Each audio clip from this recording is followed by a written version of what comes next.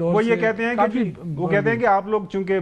Bankrupt کر گئے تھے پاکستان کی اکانومی کو، آپ یہ کہتے تھے کہ بھائی خزانہ خالی اور سری لنکا جیسی صورتحال، تو ہم ادھر اس کو اسٹیبلائز کیا ہے۔ اچھا چوئی صاحب کا سوال لے لیں، پھر اس کے اوپر بھی کامنٹ کے لیے۔ چوئی صاحب، پاکستان تحریک انصاف 8 فروری کے اوپر نظریں اپنی لگائے بیٹھی ہے کہ 8 فروری کو پورے ملک کے اندر یہ ٹھیک ٹھاک لوگ نکالیں گے اور پیا جام کریں گے۔ چوئی صاحب آپ امید کر رہے ہیں؟ سوال بھی کر لیجئے گا۔ پہلی بات تو یہ ہے شوکت یوسف زئی جو ہے نا ایک منجے ہوئے سیاستدان ہیں اور کمٹمنٹ کے ساتھ جس پارٹی کے ساتھ کھڑے ہیں وہی کھڑے ہیں، ان کو عہدہ ملے نہ ملے اٹ ڈزنٹ میٹر،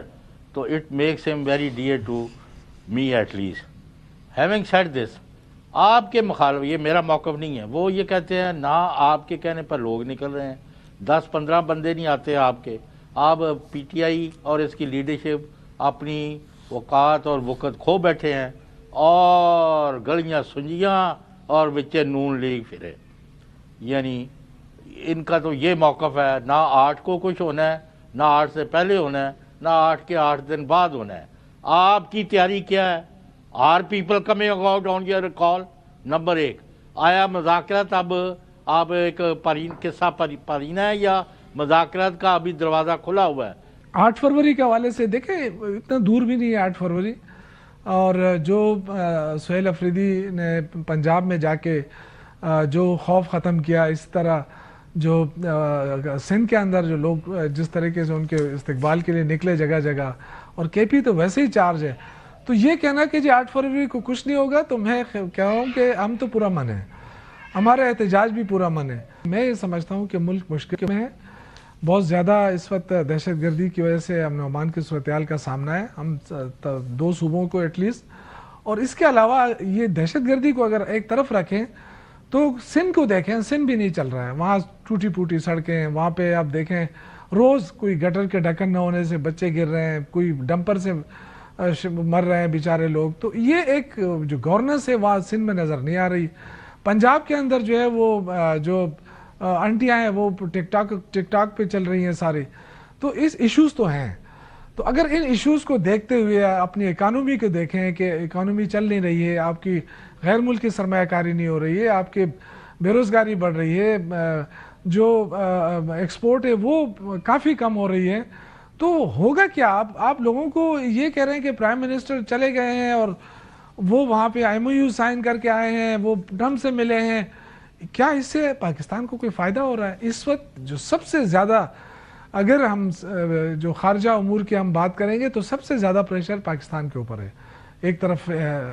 یہ جو پیس بورڈ بنا ہے اس کے حوالے سے کہ وہاں ہوگا کیا، ایکٹیویٹی کیا ہوگی، دوسرا اگر آپ دیکھیں یہ ایران والا ایشو، اس پہ پاکستان کا کیا رد عمل ہوگا، اور اگر رد عمل ایران کے حق میں ہوگا تو پھر ٹرمپ کے ساتھ ان کے معاملات کیسے چلیں گے؟ تو ایشوز بہت زیادہ ہیں، پاکستان بہت مشکل میں ہے، حکومت کو یہ چیزیں دیکھنی پڑے گی اور اس مشکل وقت میں اپوزیشن کو ساتھ لے کر چلنا پڑے گا۔ آپ کی رائے سامنے آ گئی۔ پاکستان تحریک انصاف بحیثیت پارٹی، ظاہر ہے آپ کے لیڈر جیل میں ہیں، ان کے ساتھ کمیونیکیشن آج کل آپ کی بلاک ہوئی ہے، باہر ہم دیکھ رہے ہیں کہ پنجاب کے اندر لیڈرشپ ہے وہ اس طرح سامنے نہیں آتی، چلیں کیسز وغیرہ ہیں، لیکن جو وہاں پہ تحریک پیدا ہونی چاہیے اس طرح سے نہیں ہے۔ یہاں سے سہیل افریدی صاحب جاتے ہیں تو وہاں پہ وہ جلسہ جلوس کرتے ہیں، اسی طرح وہ سندھ بھی جاتے ہیں، تو خالی کے پی کے اوپر سارے کا سارا جو بیس کر کے ساری تحریک کو چلانا، آپ کو لگ رہا ہے کہ ایسی کوئی ایک پوری ایک ملک گیر آپ تحریک چلا پائیں گے؟ کیونکہ ظاہر ہے کے پی پاکستان کا ایک اہم حصہ ہے، لیکن پورے پاکستان کے اندر پنجاب بھی ہے، سندھ بھی ہے، بلوچستان بھی ہے، پنجاب کے اندر اس طرح ہم دیکھ رہے ہیں کہ آپ کی لیڈرشپ اس طرح متحرک نہیں ہے۔ دیکھیں آپ کی بات اس حد تک ہے کہ جو دیکھیں جتنی بڑی قربانی میرے خیال سے پنجاب کی عوام دی ہے اس وقت، زیادہ تر جو لیڈرشپ ہے وہ پنجاب کی ہے۔ آپ دیکھیں چیمہ صاحب کو دیکھیں، قریشی صاحب کو دیکھیں، اگر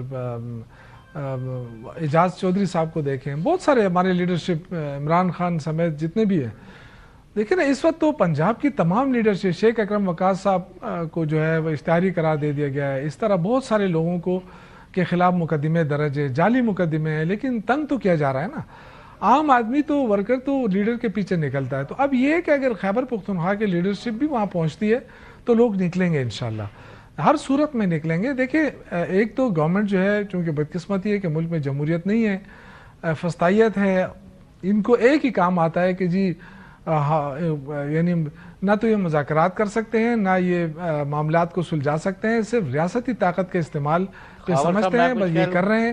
تو اس سے نقصان ملک کو ہوگا. ہم نہیں چاہتے کہ پولیس اور عوام کا تصادم ہو, ہم نہیں چاہتے کہ, اور یہ ہر معاملے کے اندر فوج کو لاتے ہیں کہ جی دیکھیں فوج کو بدنام کیا جا رہا ہے. ہم نے کبھی فوج کا نام نہیں لیا, ہم کبھی, کیونکہ فوج ہماری فوج ہے. عمران خان کہتا تھا کہ یہ میری فوج ہے, ہم اس کے ساتھ کھڑے ہیں. دہشت گردی کے معاملات کے اوپر جو فوج کا موقف ہے ہمارا موقف ہے. وقت دینے کے بہت شکریہ.